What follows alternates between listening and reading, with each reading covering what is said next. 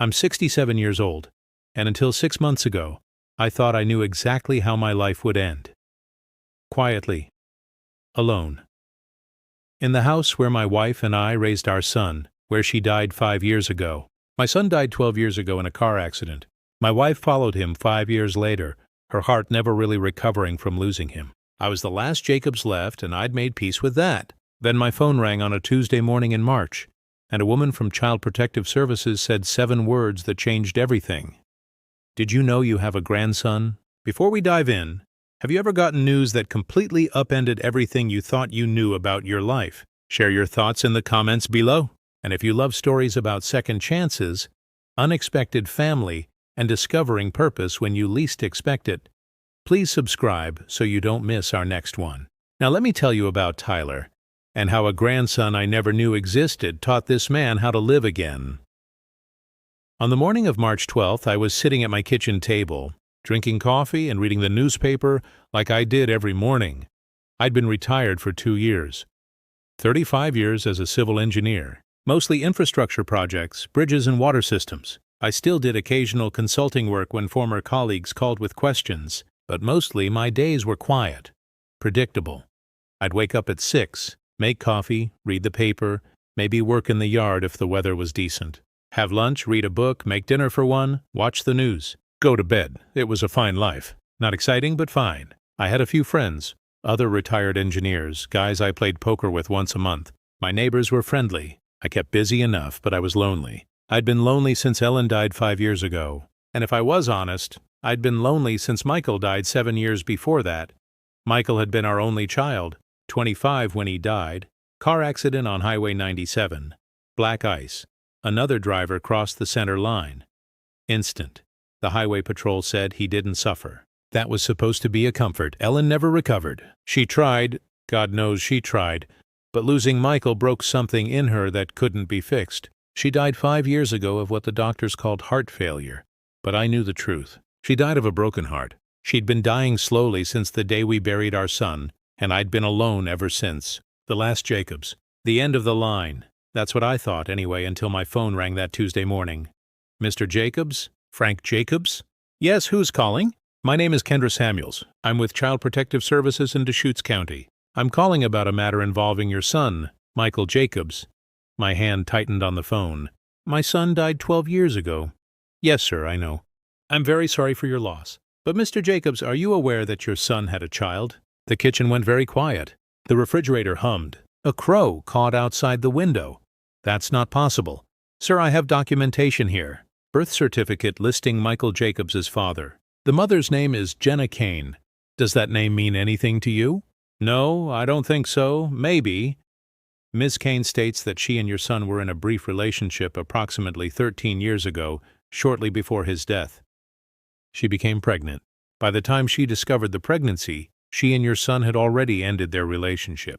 She made the decision to raise the child on her own and never contacted your family. I sat down heavily. I have a grandchild? Yes, sir. A grandson. His name is Tyler. He's 12 years old. 12. My God. I tried to process this. Why are you calling me now? After 12 years? There was a pause. Mr. Jacobs, Ms. Kane is terminally ill. Pancreatic cancer. She has no family, no support system. She's trying to make arrangements for Tyler's care after she's gone. She reached out to us to help locate you. She wants me to take him. She's asking if you'd be willing to meet him, to consider becoming his legal guardian. I understand this is a shock. A shock? Ma'am, I just found out I have a 12-year-old grandson whose mother is dying. Shock doesn't begin to cover it. I understand, Mr. Jacobs, and I want to be clear. You're under no legal obligation here. But Tyler needs family. And right now, you're the only family he has. I looked around my quiet kitchen, my empty house. My solitary life. When can I meet him? 3 days later, I drove to St. Charles Medical Center. Kendra Samuels met me in the lobby, a woman in her 30s with kind eyes and a professional demeanor that didn't quite hide her exhaustion. Thank you for coming. Mr. Jacobs. Frank. Please. Frank, I want to prepare you before we go up. Jenna is very ill. She's on palliative care. And Tyler, he's a good kid, but he's scared. He's about to lose his mother, and we're asking him to go live with a grandfather he's never met. So he might be defensive or withdrawn. I understand. We took the elevator to the 4th floor, walked down a hallway that smelled like antiseptic and sadness. Stopped at room 428. Kendra knocked softly. "Jenna, it's Kendra. I have someone here to meet you. Come in." The woman in the bed was small, painfully thin, with dark hair and tired eyes. Next to her bed sat a boy, 12 years old but small for his age, with dark curly hair and brown eyes that looked too old for his face. Michael's eyes. I'd recognize them anywhere. "Miss Kane, this is Frank Jacobs, Michael's father." Jenna looked at me and I saw guilt and relief and fear all mixed together. "Mr. Jacobs, thank you for coming." "Please call me Frank." I couldn't take my eyes off the boy. "And you must be Tyler." Tyler looked at his mother, then at me. Nodded slightly but said nothing. "Can we talk?" Jenna asked. "Tyler, honey, could you give us a few minutes?" "I'll take Tyler to the cafeteria," Kendra said gently. "Get some hot chocolate?" Tyler stood reluctantly, grabbed a sketchbook from the chair. As he passed me, I caught a glimpse of the drawing. Some kind of anime character, detailed and surprisingly good. When they were gone, Jenna gestured to the chair. "Please sit." I sat. Didn't know what to say. "Where to even start? I'm sorry," Jenna said quietly. "I should have told you years ago." Should have told Michael before he died. But we'd broken up, and I was young and stupid and thought I could handle everything on my own. By the time I decided to tell him, I learned about his passing, and I'd convinced myself it was too late, that you wouldn't want to know about us. I would have wanted to know. Michael would have wanted to know. I know that now. But 12 years ago, I was 21 and scared and trying to do what I thought was right. She coughed, winced, and now I'm dying, and Tyler's going to be alone, and I'm begging a stranger to take care of my son because I have no one else. You're not begging, and I'm not a stranger. I'm his grandfather. A grandfather he's never met. That's my fault as much as yours. I should have. I stopped. No, that's not true. I had no way of knowing. You're the one who made that choice. But what's done is done. The question now is what happens next. I don't have much time. Maybe weeks. Maybe a month or two if I'm lucky. I need to know Tyler will be safe. That he'll have someone. He'll have someone. He'll have me. Jenna's eyes filled with tears. You don't have to say yes right now. You should meet him properly. Spend time with him. Make sure you can handle. Ms. Kane, Jenna, that boy out there is my grandson, my son's child, the only family I have left in this world. And I just spent 5 years thinking I'd die alone with no one to leave anything to. So yes, I can handle it. The question is whether Tyler can handle me.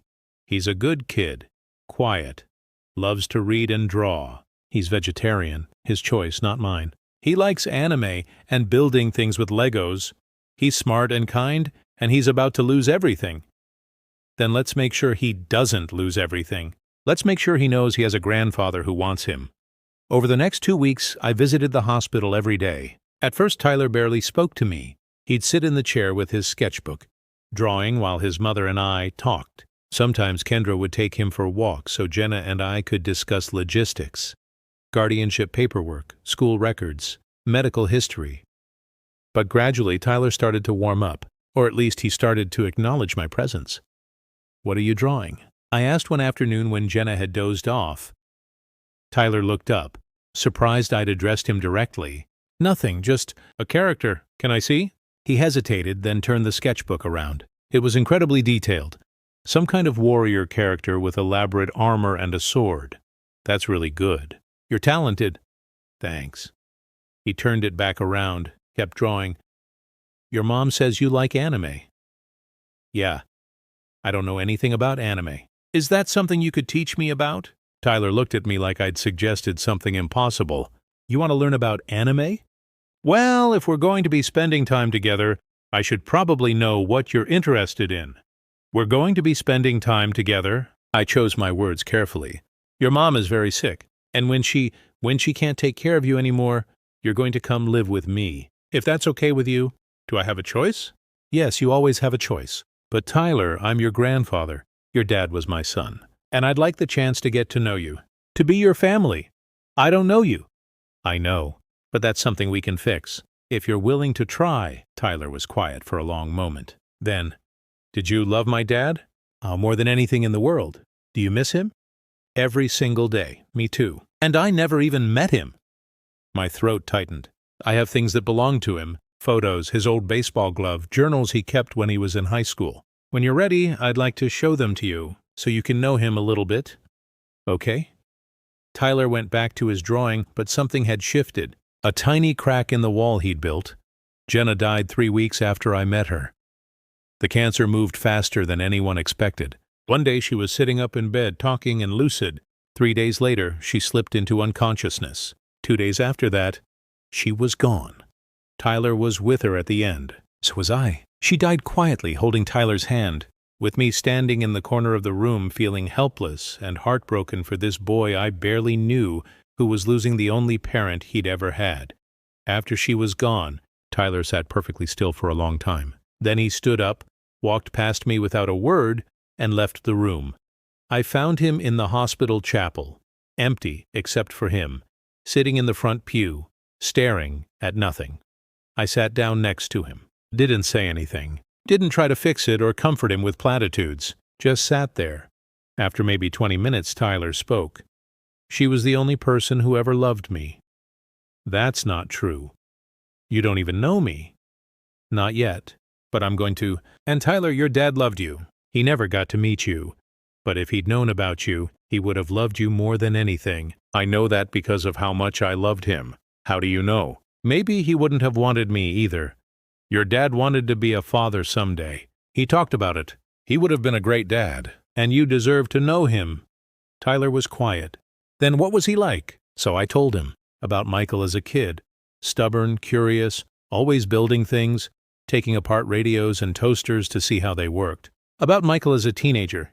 Good student, terrible at basketball, but determined to make the team anyway, loyal friend. About Michael as a young man, studying engineering, excited about his first real job, talking about wanting to make a difference.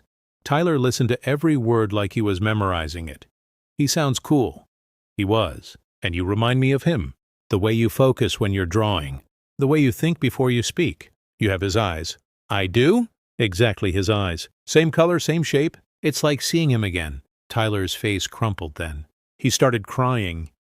Deep, wrenching sobs that shook his whole body. I put my arm around him, and he leaned into me. And we sat there in that empty chapel while my grandson grieved for the mother he'd lost and the father he'd never known. And I grieved too, for my son, for Ellen, for all the years we'd missed with this boy, for all the ways life breaks your heart, even when you think you have no heart left to break. Tyler moved into my house the day after Jenna's funeral. He'd been sleeping at a neighbor's house before that. It was immediately clear that neither of us had any idea what we were doing. I'd set up the guest room for him, cleaned it out, bought new sheets, put in a desk for homework. It looked sterile and uncomfortable, like a hotel room. Tyler stood in the doorway with his 2 suitcases and looked around. This is my room?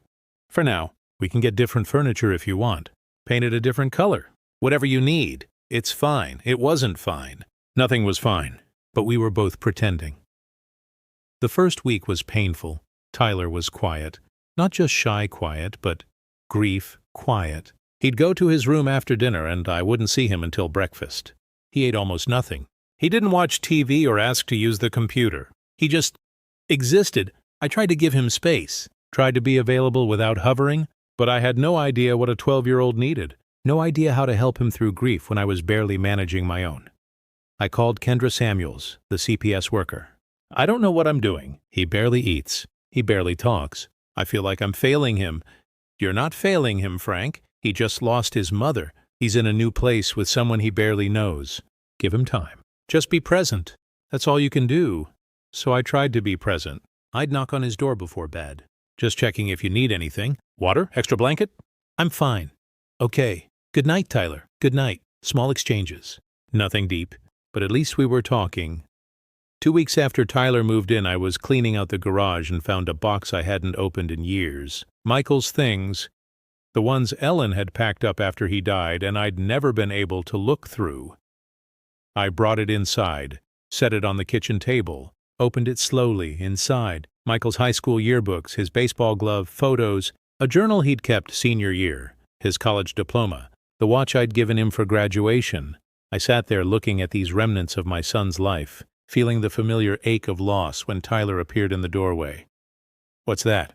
Things that belong to your dad. I found them in the garage. Tyler came closer, curious despite himself. Can I see? Of course. Pull up a chair. We spent the next 2 hours going through that box together. I showed Tyler photos. Michael as a baby, as a kid, playing baseball, at prom, at college graduation. Tyler studied each one carefully, like he was memorizing his father's face. "He looks happy," Tyler said. He was. He loved life, loved people. He was always laughing. Tyler picked up the baseball glove. "Did he play baseball?" "He did. Shortstop. He wasn't the best player on the team, but he worked harder than anyone else.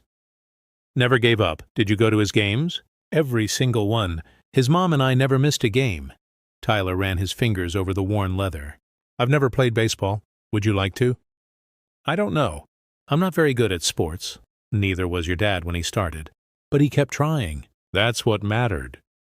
Tyler set down the glove, picked up the journal. "What's this?" "Your dad's journal from his senior year of high school. He wrote in it almost every day." "Can I read it?" I hesitated. The journal was private, intimate, but Tyler deserved to know his father. "Yes, you can read it." Tyler clutched the journal like it was treasure. "Thank you." For the first time since Jenna died, Tyler smiled. Over the next few weeks, things got marginally better. Tyler read Michael's journal cover to cover. Started asking questions about him. I told him every story I could remember. Funny ones, meaningful ones, mundane ones. Anything to help him know the father he'd never met. Tyler also started eating more. Still vegetarian, which meant I had to learn how to cook things that weren't meat and potatoes. I bought a vegetarian cookbook, started experimenting. Most of my attempts were mediocre at best, but Tyler appreciated the effort. "This is actually pretty good," he said one night, eating the stir-fry I'd made. "Don't sound so surprised." "Sorry. It's just, Mom wasn't a great cook either. We ate a lot of takeout. Well, we'll figure it out together." We fell into routines. I'd make breakfast, usually cereal or toast, nothing fancy. Tyler would eat while reading. I'd drive him to school, pick him up in the afternoon. He'd do homework while I worked on a consulting project in my home office. I'd make dinner. We'd eat together, talking about our days in simple terms. "How was school?" "Fine. Anything interesting happen?" "Not really, it wasn't deep conversation, but it was something." 6 weeks after Tyler moved in, I was in the garage looking for a tool when Tyler appeared with Michael's baseball glove. "Can we try?" he asked. "Try what?" "Baseball. You said my dad played. Maybe you could teach me?" I looked at him, this skinny 12-year-old holding his father's glove, and felt something shift in my chest. "Yeah, let's try." We went to the park near my house. I brought an old glove of mine and a ball. Started with the basics. How to hold the glove, how to catch, how to throw. Tyler was terrible. The ball hit him in the chest more times than he caught it. His throws went everywhere except where he aimed, but he kept trying. And for the first time since I'd met him, I saw determination in his face. After an hour, he managed to catch 3 throws in a row. "I did it." He looked shocked and pleased. "You did. Nice job. Can we come back tomorrow?" "Absolutely." Walking home, Tyler said, "Do you think my dad would be proud of me?" "Tyler, your dad would be so proud of you. Not because you caught a baseball, but because you keep trying. That's what he would have loved about you."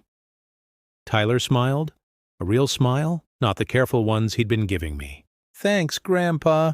It was the first time he'd called me Grandpa. I had to look away so he wouldn't see me tear up. 3 months after Tyler moved in, we had our first real fight. Tyler had been distant all week. Short answers, going to his room immediately after dinner, barely making eye contact. Finally, Friday night, I knocked on his door. "Tyler, can we talk?" "I'm busy, please." "Just for a minute." He opened the door reluctantly. "What? What's going on?" "You've been different all week." "Nothing's going on, Tyler. I may not have a lot of experience with kids, but I can tell when something's wrong. You wouldn't understand. Try me." He looked at me with sudden anger. "There's a father-son camping trip at school next weekend. Everyone's going. But I can't because I don't have a father. Happy now?" "Oh, of course." "Tyler, and don't say you'll take me because you're not my dad. You're just the person who got stuck with me because my mom died and nobody else wanted me." The words hung in the air between us. I took a breath. "Is that what you think? That I got stuck with you? Isn't it true?" "No, it's not true. Tyler, when I found out about you, I could have said no. Child Services would have found you a foster home. But I didn't say no. I said yes because you're my family, because you're my grandson, because from the moment I saw you, I knew I wanted you in my life. But you didn't even know me. No, but I wanted to. And now that I do know you, I'm even more glad you're here. Tyler's anger deflated slightly.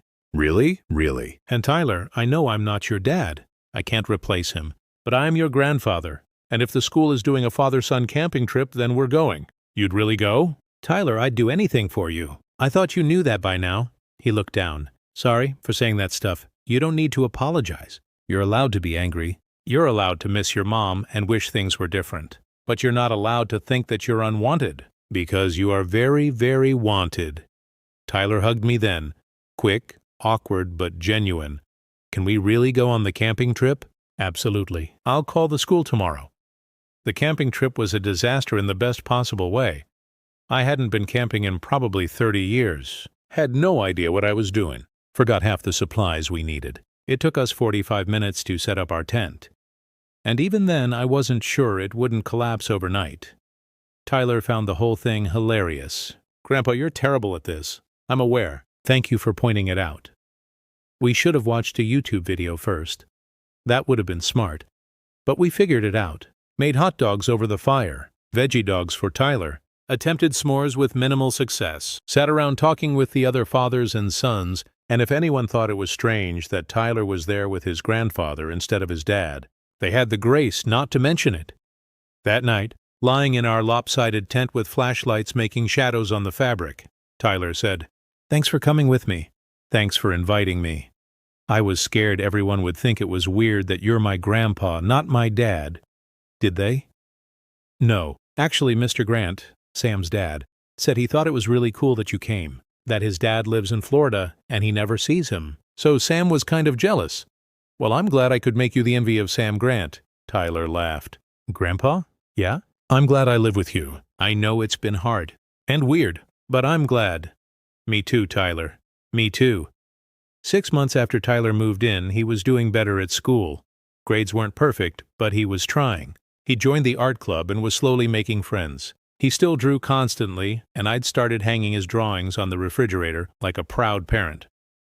We played baseball at the park twice a week. Tyler was improving. He'd actually caught a pop fly the previous weekend and had been proud of himself for days. We'd also started a weekly ritual, Saturday morning pancakes. Tyler would help me make them. Vegetarian ones, of course. And we'd eat together while he told me about whatever anime he was watching. I still didn't understand most of it, but I liked listening to him talk. We still had hard days. Days when Tyler missed his mom, days when I felt inadequate. Days when we both felt the weight of everything we'd lost. But we were making it work, building something new from broken pieces. One Saturday, about 8 months after Tyler moved in, we were at the park playing baseball when a ball rolled over from another field. A kid ran over to get it, maybe 13 or 14, wearing a jersey from the local youth league. "Hey," he said to Tyler, "you're pretty good. Do you play?" Tyler looked uncomfortable. "Not really, just with my grandpa." "You should try out for the league. We need more players. I'm not good enough. Dude, half our team isn't good. It's just for fun. Tryouts are next month." After the kid left, Tyler looked at me. "Do you think I could? Try out for the league? Yeah, would that be stupid?" "Tyler, it wouldn't be stupid at all. If you want to try, we'll make it happen. But what if I'm terrible?" "Then you'll be terrible, but you'll be trying." Tyler considered this. "Okay, let's do it." Tyler made the team. Barely, but he made it. Coaches put him in right field where the ball rarely went, and he struck out more often than he hit. But he showed up to every practice, worked hard, improved gradually, and I went to every single game, sat in the bleachers with the other parents, cheered when Tyler caught a ball or managed to get on base, consoled him when he struck out. "I'm sorry I'm not better," he said after one particularly bad game where he'd struck out 3 times. "Tyler, you played your heart out. That's all I care about." "But I let the team down." "No, you didn't. You tried your best. That's never letting anyone down." By the end of the season, Tyler had improved enough to get a few hits, make some solid catches, and even steal a base once. His team didn't win the championship, but Tyler didn't seem to care. "I had fun," he said as we walked to the car after the final game. "I'm so proud of you." "For being bad at baseball?" For not giving up and showing up every single practice and game and working hard. That's what makes me proud. Tyler smiled. My dad would have liked that, huh? That I didn't give up? Your dad would have loved everything about you. A year after Tyler moved in, Kendra Samuels did a follow-up visit to check on us. We'd cleaned the house, Tyler's idea. We need to make a good impression. Tyler had even baked cookies, from a box. But still. Kendra looked around the living room where Tyler's drawings covered one wall. His backpack sat by the door, a half-finished Lego set occupied the coffee table. This looks like a home, she said. It is, Tyler said. It's our home. How are things going? Tyler looked at me, then at Kendra. It's good. I mean, it was really hard at first. I miss my mom a lot, still do. But Grandpa's he's been really good. He came to all my baseball games even though I'm terrible. He learned how to make vegetarian food. He watches anime with me even though he doesn't get it. And he tells me stories about my dad. And how about you, Frank? How's it been for you? I thought about it. Hard, I won't lie. I had no idea what I was doing. Still don't most days. But it's also been the best year I've had in a long time. Tyler gave me a reason to get up in the morning. A reason to care about the future. I thought my life was basically over. Just waiting around to die. Then Tyler showed up and made me want to live one day at a time. Kendra smiled. Sounds like you're both exactly where you need to be. 2 years after Tyler moved in, he turned 14. I threw him a birthday party, invited his friends from school and the baseball team, ordered pizza, made a cake that was lopsided but edible, watching Tyler laugh with his friends, blow out candles, open presents. I felt something I hadn't felt in years. I felt like I was part of a family again. That night, after everyone left and Tyler was helping clean up, he said, "That was the best birthday ever." Tyler is 15 now, in 10th grade, doing well in school. He's still on the baseball team. He's improving every season. He draws constantly. His room is covered with sketches and paintings. He's talking about maybe studying art in college someday. I'm 69 now. Still doing occasional consulting work, but my real job is being Tyler's grandfather, making sure he gets to school on time, helping with homework, going to his games, teaching him to drive, that's coming soon, God help us both. Being present. We have our inside jokes and our arguments and our comfortable silences. 2 nights ago, Tyler and I were watching a movie when he said, out of nowhere, "Grandpa, what's going to happen when I go to college?" "What do you mean?" "I mean, you'll be alone again. In this house. By yourself." "Tyler, you're 15. We have 3 years before we need to worry about that." "I know, but I do worry about it. I don't want you to be lonely again." I looked at this teen, this tall, gangly, almost 16-year-old who somehow cared about an old man's feelings and felt overwhelming love. "Tyler, even when you go to college, I won't be alone. You'll call. You'll visit me. I'll visit you. You'll tell me about your classes and your friends and whatever trouble you're getting into. And I'll be here, cheering you on like I always do. We don't stop being family just because we're in different places. Promise?" "Promise." He smiled, that crooked smile that was all Michael, and went back to watching the movie. But his hand reached over and squeezed mine once. Quick, almost embarrassed, the way teenage boys show affection when they're not quite ready to admit they still need their family. I squeezed back. One day I was putting away groceries when I noticed a drawing falling out of Tyler's backpack. I picked it up. This one was particularly good. Some kind of warrior character with intricate armor details, dynamic pose, clearly influenced by the anime he was always watching. But it wasn't the drawing itself that made me stop and stare. It was the signature in the bottom right corner. T. Kane Jacobs Knott. Tyler Kane. Not just his initials, but Kane Jacobs. His father's name, my name, combined with his mother's. I stood there holding a bag of carrots, staring at those 6 letters like they held the secrets of the universe. Tyler came into the kitchen, grabbed a glass from the cabinet. "What's for dinner?" I pointed at the drawing. "Tyler, can I ask you about this?" "Oh, I forgot to take my backpack to my room." "No, not that. The signature. You wrote Kane Jacobs." Tyler looked at the drawing, then back at me, suddenly uncertain. "Oh, yeah, I was trying it out. It's not a big deal. I can change it." "Why did you want to try it out?" He shifted his weight, uncomfortable. "I don't know. Kane is my mom's name. It's important, but Jacobs is my dad's name. And yours. And I thought maybe I could be both, if that's okay." If you don't mind, my throat tightened. Tyler, I don't mind at all. It's just a drawing. It doesn't mean anything legal or whatever. I just liked how it looked. Kane Jacobs, like I'm part of both families. You are part of both families. I don't know if that's weird. It's not weird. I had to stop, compose myself. Tyler, it's one of the greatest honors anyone has ever given me. Really. Really. Your dad would be so proud. And I am so proud that you want to carry our name alongside your mother's. Tyler relaxed slightly. I've been practicing it in my sketchbook, different ways of writing it.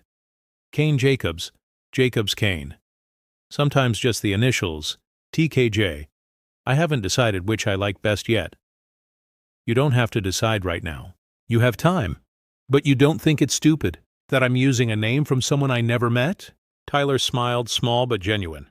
Thanks, Grandpa. He grabbed the glass of water and headed back toward his room, leaving me standing there staring at that drawing with my grandson's name, both his names, signed in careful letters at the bottom. 4 months later, Tyler's name change became official. Tyler Michael Jacobs Kane. Michael for his father, Kane for his mother, Jacobs for the family he'd found. We celebrated at his favorite restaurant, a vegetarian place downtown that made incredible Thai food. Just the two of us, like always. How does it feel? I asked. Having a new name? It feels right. Like I'm carrying all the people who made me who I am. Mom, Dad, you, all of it together. Your parents would be so proud of you, both of them. Now, 4 years after Tyler walked into my life, I'm sitting at my kitchen table watching him make breakfast. He's 16, and taller than me now. His voice has deepened. He's growing into a young man. But he still makes Saturday morning pancakes with me. Still tells me about the anime he's watching. Still needs reminding to do his chores. Still calls me Grandpa. Some days I think about how different my life would be if that phone call had never come, if I'd never learned about Tyler, if I'd continued living alone in this house, waiting to die, thinking my story was over. But the phone did ring, and Tyler did need me, and I needed him just as desperately. Even though I didn't know it at the time, Michael's love lives in Tyler. Jenna's love lives in Tyler. Ellen's love lives in the home we've built. And my love, well, my love pours into this kid every single day in 1,000 small ways. Tyler flips a pancake perfectly because he's gotten good at this and looks over at me. You okay, Grandpa? You're being quiet. I'm good. Just thinking. About what? About how lucky I am. Tyler rolls his eyes in that affectionate way teenagers do. You're so sappy. I'm old. I'm allowed to be sappy. Fair enough. He plates the pancakes, brings them to the table. Sits across from me like he has every Saturday for 4 years. We eat our pancakes. Talk about his plans for the day. Friend's house, maybe baseball practice later. Homework he's been avoiding. Normal, mundane, beautiful stuff. Once I thought my story was over, but it turned out I was wrong. It wasn't over. It was just waiting for Tyler to arrive and give it a proper second act. Have you ever discovered family in unexpected places? Or found purpose when you thought your story was finished? Share your thoughts in the comments below. If this story about second chances, unexpected family, and discovering that it's never too late to start over touched your heart, please hit that like button and subscribe for more meaningful stories every day. Don't forget to click the notification bell so you never miss our next inspiring tale. Thanks for watching, and we'll see you in the next one.